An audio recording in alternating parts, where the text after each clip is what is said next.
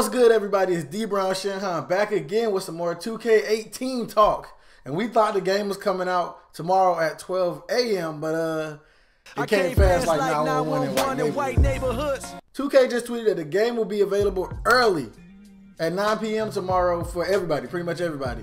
I was pissed at first because I thought because I pre-ordered on PlayStation that I was gonna have to wait till 12. Our niggas was going to GameStop picking up, and I thought I was gonna have to hit a lick, bro.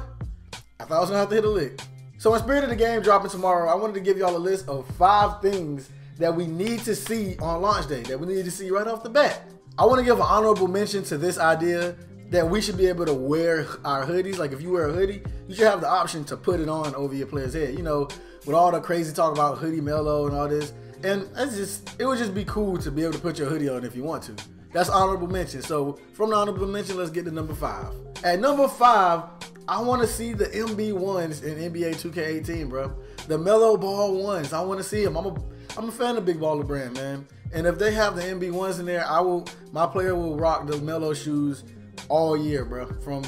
From tomorrow until 2K19 comes out, my player will be rocking the Mellow Ball ones. It's actually possible that they have it in the game. They said that the Lonzo shoes are going to be in the game, so if the Big Baller Brand is in the game, then they only have 2 shoes available. Why not put the other shoe in there? Because LaMelo's in high school. Whatever's going to happen with the NCAA and his amateur status being in jeopardy, putting his shoe in 2K shouldn't change anything if it's already in jeopardy. So I want to see the Mellow Ball ones in 2K18, bro. I'm going to rock them. At number 4, this one a lot of y'all might not agree with, but John Wall been balling this summer, bro. John Wall was balling in the playoffs, and then into the offseason, he was balling.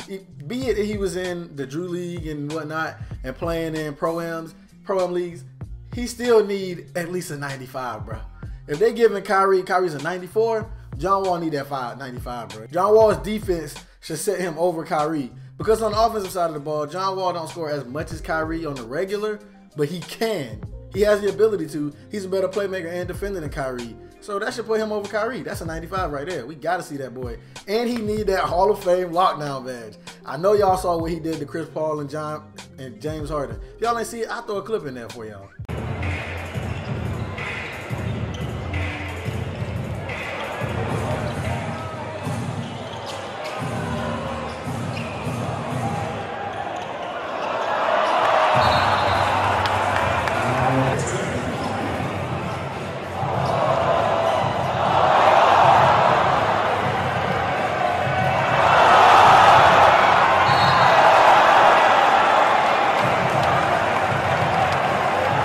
And at number 3, in the prelude, we couldn't see the numbers on the attributes. We could just see the bar.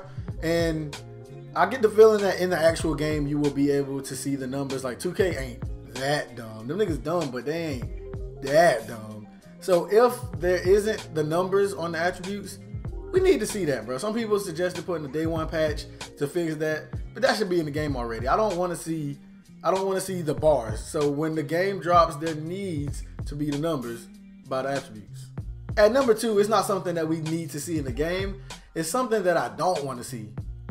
We don't need a day 1 patch. Last year in 2K17 had a 7 gig day 1 patch. Finish your flipping game, 2K. Finish your game before you put it out, bruh. Either adjust the release date or finish it. Well, no, don't adjust the release date because somebody will real life kidnap Ronnie 2K, bro. If they adjust the release date, be like, oh yeah, we're going to put it out 3 days late. Ronnie 2K will go missing. Like somebody will kidnap that man. People be serious about this 2K jump, bro. A lot of y'all might not know that, but some people, like, it'll be a Pro-Am. Let me shut up. Let me just shut up before I offend somebody. But yeah, there don't need to be a big, giant patch on the very first day the game came out. Why not just finish the game? Is that such a foreign concept? Finish your game. And the patch last year was 7 gigs. You realize 7 gigs is bigger than some games, like a full game? Some games are not 7 gigs, and they have a day 1 patch that's that big for a basketball game, not a big giant open world game, which the neighborhood is kind of open world this year, but it's a basketball game. It's not a big giant open world game. Why is it so big? Why? At number 1, what we most definitely need to see, we need 2K servers this year to be strong. We need 2K servers to be stronger than Pharrell's jeans, bro. I'm not talking about his pants. I'm talking about the fact that the man never ages. But we need 2K servers to be that strong. Because you know the neighborhood is going to cause, it's going to wreak havoc. I just got an email from my university saying that they put some money in my account. I hope that's true, because man's is broke. But let me get back to this video. On launch day, the neighborhood is gonna be so packed. It's gonna be, I imagine, it's people who normally don't buy 2K. They probably saw the neighborhood like, yo, that's a nice little concept. Let's check that out. So 2K servers may be even more packed than usual on launch day this year. So they're gonna need some Pharrell jeans, no wrinkles, no Pharrell 40, he look 18. They're gonna need that strong type servers. Like, bruh, when the Prelude came out, a lot of people at 12, they couldn't download their junk. They couldn't download the Prelude at 12 because the PlayStation Store was acting up because everybody was in there trying to get the Prelude. So that tells you right there that the neighborhood is gonna be super packed. It's a great concept. I love the idea for the neighborhood. But if you can't play it, then, you know, like what we doing? So 2K better have them servers triple checked, bro. They better have them servers phenomenal. Because if on release day, that server crash and people can't play, oh my God, they're gonna rip 2K a new one on Twitter, bro. Everybody, and you know who's gonna get it the worst. Ronnie 2K is gonna get the most hate mail he's ever gotten. The 2K community grows every year; it gets bigger and bigger. This year is Ronnie, bro. He probably don't watch my videos, but if you do see this, bro, for your sake and the sake of your notifications, which you probably have them turned off if you're a smart man, he certainly does have them turned off. But for your sake, you better make sure them servers good, bro, because you gonna get death threats and woo.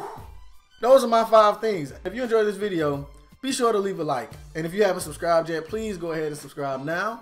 And a real quick announcement that I probably should have done in the beginning of the video, but if you were on my friends list in 2K17, then you most likely aren't, unless you're a actual, like a personal friend, or I know that you already follow me on Twitter.